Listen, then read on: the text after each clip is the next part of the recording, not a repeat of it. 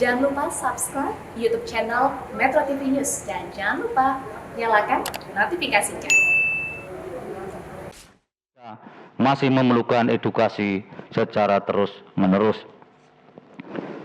Menimbang bahwa berdasarkan seluruhan pertimbangan hukum tersebut di atas, Mahkamah berkesimpulan telah ternyata ketentuan penjelasan pasal 6 ayat 1 huruf A UU 35/2009 telah memberikan kemanfaat dan kepastian hukum berkaitan dengan hak pengembangan diri melalui pemenuhan kebutuhan dasarnya, hak mendapat pendidikan dan memperoleh manfaat dari ilmu pengetahuan dan teknologi, serta demi meningkatkan kualitas hidup dan demi kesejahteraan umat manusia, sebagaimana diantaranya dimaksud dalam pasal 28C ayat 1 UUD 1945.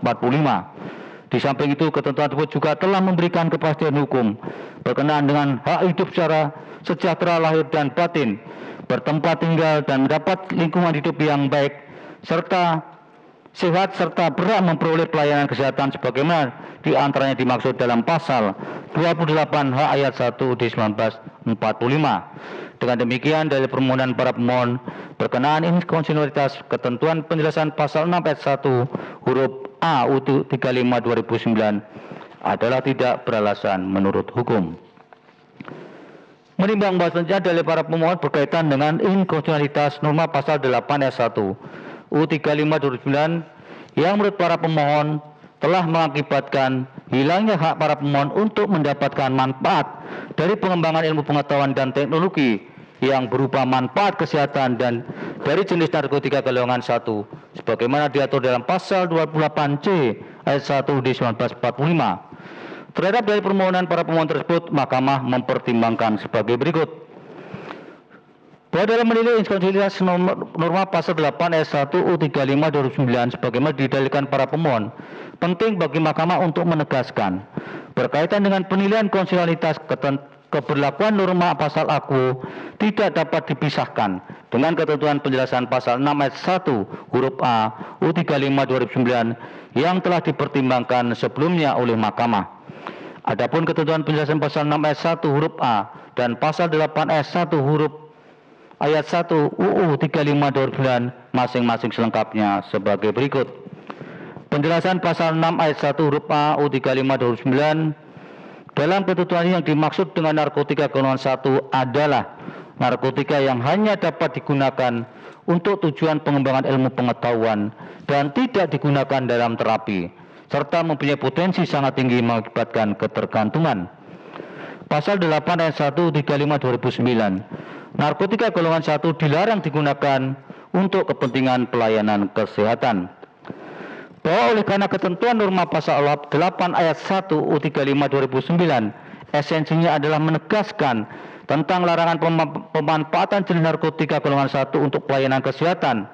Sementara itu penjelasan pasal 6 ayat 1 huruf A UU 35/2009 menegaskan tentang pembatasan pemanfaatan narkotika hanya untuk pengembangan ilmu pengetahuan dan larangan penggunaan atau pemanfaatan jenis narkotika golongan 1 untuk terapi. Dengan demikian, oleh karena di dalam mempertimbangkan konstitusionalitas penjelasan pasal 6 ayat 1 huruf A UU 35/2009, Mahkamah telah berpendirian agar segera dilakukan pengkajian dan penelitian terhadap jenis narkotika golongan 1 untuk dapat atau tidaknya dimanfaatkan untuk pelayanan kesehatan dan atau terapi, di mana terapi juga merupakan bagian dari kesehatan. Maka penegasan Mahkamah tersebut berkaitan agar segera dilakukan pengkajian dan penelitian terhadap jenis narkotika golongan 1 yang dimungkinkan dapat dipergunakan untuk pelayanan kesehatan dan atau terapi. Maka hal tersebut juga berlaku di dalam mempertimbangkan konstitusionalitas norma pasal 8 ayat 1 UU 35/2009 AKUBO.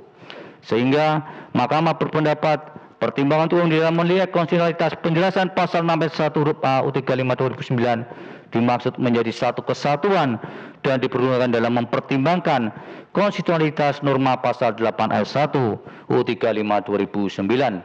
Dengan demikian, oleh karena Mahkamah telah berpendirian penjelasan pasal 6 ayat 1 huruf A UU 35/2009 adalah konstitusional, maka sebagai konsekuensi yuridisnya terhadap ketentuan norma pasal 8 ayat 1 UU 35/2009 ini pun harus dinyatakan konstitusional.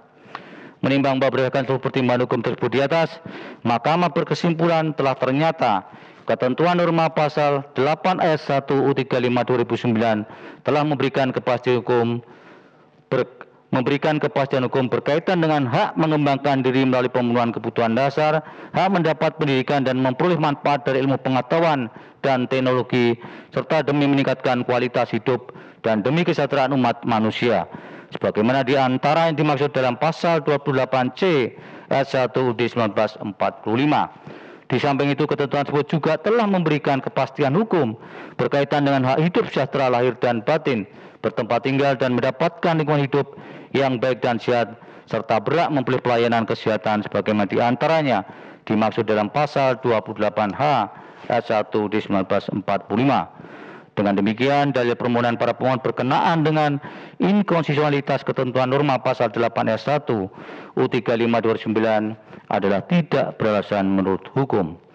Menimbang bahwa berdasarkan seluruh pertimbangan hukum tersebut di atas, Mahkamah berkesimpulan permohonan para pemohon tidak beralasan menurut hukum untuk seluruhnya, sedangkan dalil-dalil dan hal-hal lain tidak dipertimbangkan lebih lanjut karena dipandang tidak ada relevansinya. Konklusi, berdasarkan penilaian atas fakta dan hukum tersebut di atas, Mahkamah berkesimpulan: 1. Mahkamah berwenang mengadili permohonan para pemohon. 2. Pemohon 1, pemohon 2, pemohon 3, dan pemohon 4 memiliki kedudukan hukum untuk mengajukan permohonan akuo. 3. Pemohon 5 dan pemohon 6 tidak memiliki kedudukan hukum untuk mengajukan permohonan akuo. 4. Pokok permohonan para pemohon tidak beralasan menurut hukum. Berdasarkan Undang-Undang Dasar Negara Republik Indonesia tahun 1945 dan seterusnya, amar putusan mengadili: 1. Menyatakan permohonan pemohon 5 dan pemohon 6 tidak dapat diterima. 2. Menolak permohonan para pemohon untuk seluruhnya. Demikian diputus dalam rapat permusyawaratan hakim oleh 9 hakim konstitusi, yaitu Anwar Usman selaku ketua merangkap anggota, Aswanto, Suhartoyo, Eni Nurbaningsi, Daniel Yusmik PFW, Wahidudin Adams, Arif Hidayat, Sarodi Isra, dan Manahan MP Sitompul, masing-masing sebagai anggota pada hari Kamis tanggal 30 bulan Juni tahun 2022 dan pada hari Kamis tanggal 14 bulan Juli tahun 2022 yang diucapkan dalam sidang pleno Mahkamah Konstitusi terbuka untuk umum pada hari Rabu tanggal 20 bulan Juli tahun 2022 selesai diucapkan pukul 11:19 WIB oleh 9 hakim konstitusi tersebut di atas, dibantu oleh Ahmad Edi Subianto sebagai panitera pengganti, dengan dihadiri oleh para pemohon dan kuasanya, Dewan Perwakilan Rakyat atau yang mewakili, dan Presiden atau yang mewakili.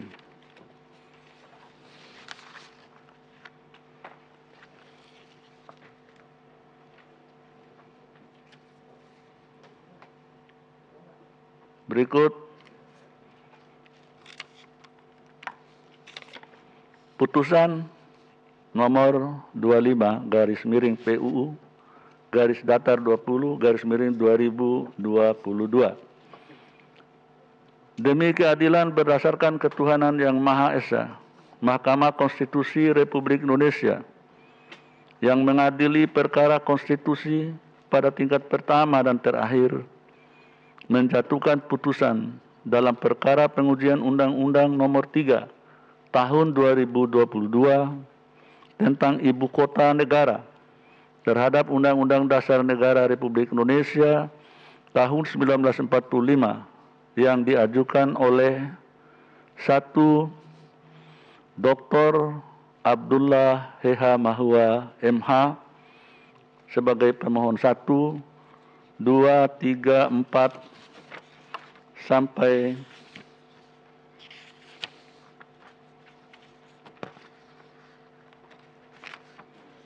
5 23 dianggap dibacakan. 24 Muhammad Haikal Firjuni sebagai pemohon 24. Berdasarkan surat kuasa khusus bertanggal 22 Februari, 23 Februari, 24 Februari, 25 Februari, 14 Maret, dan 17 Maret 2022 memberi kuasa kepada Victor Santoso Tandiasa SH MH dan kawan-kawan. Selanjutnya pemohon 1 sampai dengan pemohon 24 disebut sebagai para pemohon.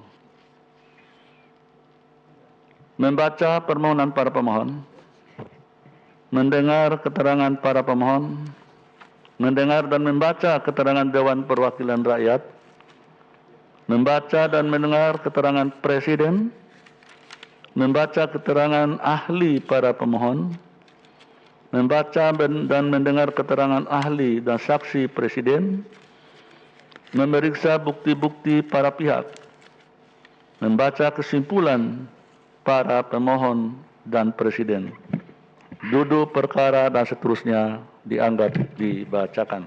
Menimbang bahwa oleh karena Mahkamah berwenang mengadili permohonan aku dan... Iya, pemirsa, baru saja kita simak bersama.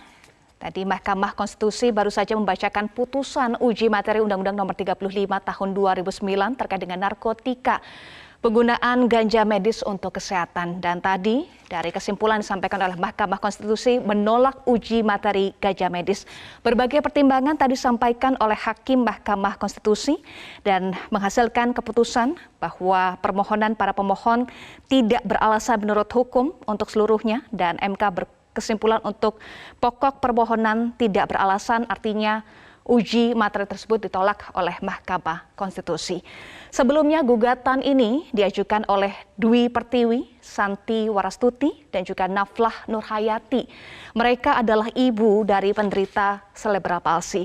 Dan tadi sidang sudah dimulai sejak pukul 10 waktu Indonesia Barat di Mahkamah Konstitusi dan baru saja berakhir. Dan tadi diputuskan oleh 9 hakim MK bahwa MK menolak uji materi ganja untuk medis atau uji materi Undang-Undang Nomor 35 Tahun 2009 terkait narkotika atau penggunaan ganja medis untuk kesehatan. Pemirsa, demikian breaking news untuk saat ini. Kita akan jeda terlebih dahulu, tetaplah bersama kami.